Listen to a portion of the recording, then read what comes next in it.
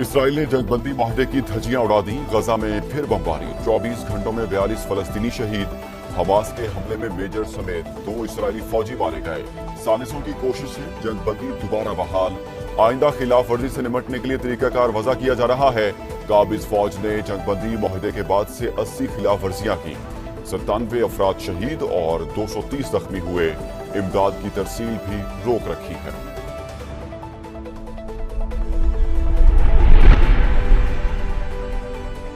मुज़ाकरात कामयाब, पाकिस्तान और अफगानिस्तान का जंग बंदी पर इत्तेफाक। दोनों ममालिक पायदार अमन इस्तेहकाम के लिए मैकेनिज्म बनाने पर अज़मन। 25 अक्टूबर को इस्तांबुल में तफसीली बातचीत के लिए बैठक लगेगी। पाकिस्तान की सरजमीन पर अफगानिस्तान से दहशतगर्दी का सिलसिला फौरी बंद होगा। दोनों ममालिक एक दूसरे की सरजमीन का एहतराम करेंगे। वज़ीर दिफा ख्वाजा आसिफ टैक्स पर पैगाम, अफगान हम मनसब के साथ मुसाफा करते तस्वीर शेयर की। सालिस का किरदार अदा करने पर कतर और तुर्की से इजहार तशक्कुर। जंगबंदी का नफाज और पायदार तसलसल यकीनी बनाया जाएगा। उम्मीद है पेशरफ बरादर ममालिक के दरमियान कशीदगी खत्म करेगी। कतरी वजारत खारजा का बयान।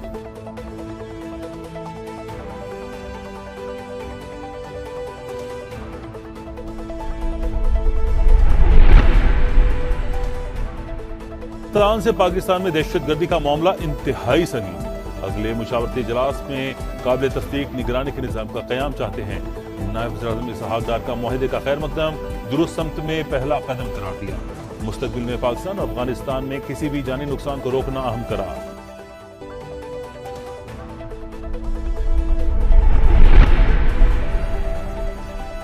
पाकिस्तान हमारी रेड लाइन, किसी को मैली आंख से नहीं देखने देंगे। नवाज शरीफ का 2 टोक पैगाम।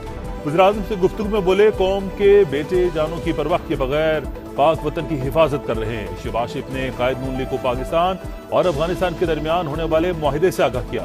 दोनों रहनुमाओं का मुल्क की सियासी सूरत हाल पर भी तबादला ख्याल।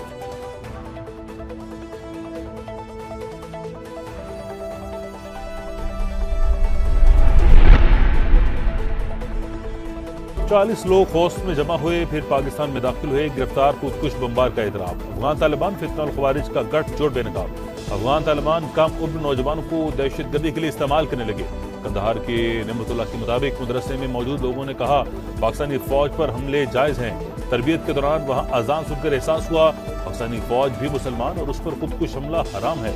कमांडर उमर खुदकुश हमलों की तरबियत देता है। ग्रुप में 20 नौजवान शामिल थे।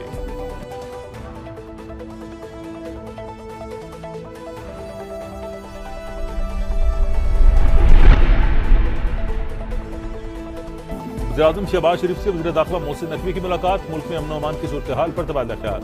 विफाक के वज़ीर दाखिला गवर्नर खैबर पख्तूनख्वा से भी मिले। कहा, भारतीय हिमायत याफ्ता दहशतगर्दों के मज़मूम मज़ाइम कामयाब नहीं होंगे।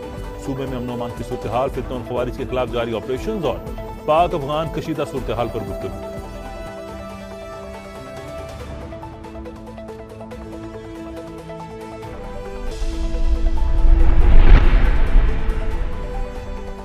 हुक्मरान इसराइल को तस्लीम करने का सोचे भी मत, वरना शदीद रद्दअमल का सामना करना पड़ेगा। मौलाना फजल रहमान का भक्कर में खिताब बोले, उम्मत को गुमराह करने की कोशिश की गई, मिलकर फितनों का खात्मा करना होगा।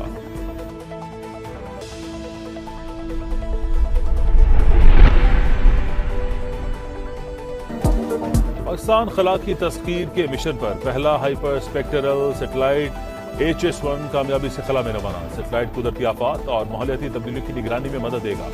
शहरी मनसूबाबंदी और इंफ्रास्ट्रक्चर मैपिंग में मुआविन साबित होगा। HS-1 रवा साल खला में भेजा जाने वाला पाकिस्तान का तीसरा सैटेलाइट साइंसी और मौसी तरक्की की नई राहें खोलेगा।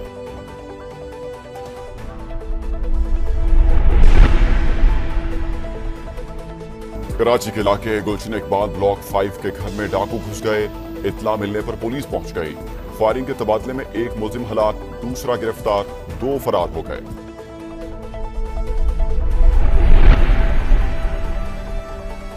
टेस्ट चैंपियंस को व्हाइट वॉश की बारी, शाहीनों की भरपूर तैयारी। पाकिस्तान जनूबी अफ्रीका के दरमियान रावलपिंडी टेस्ट आज से शुरू होगा। पूरी टीम में एक तब्दीली मुतवक्के, हसन अली की जगह 39 साल स्पिनर आसिफ आफरीदी की शमूलियत का इम्कान। सीरीज जीतना चाहते हैं अबूरी कोच अजहर महमूद की प्रेस कॉन्फ्रेंस। जनूबी अफ्रीकी कप्तान सीरीज बराबर करने के लिए पुरुम्मीद।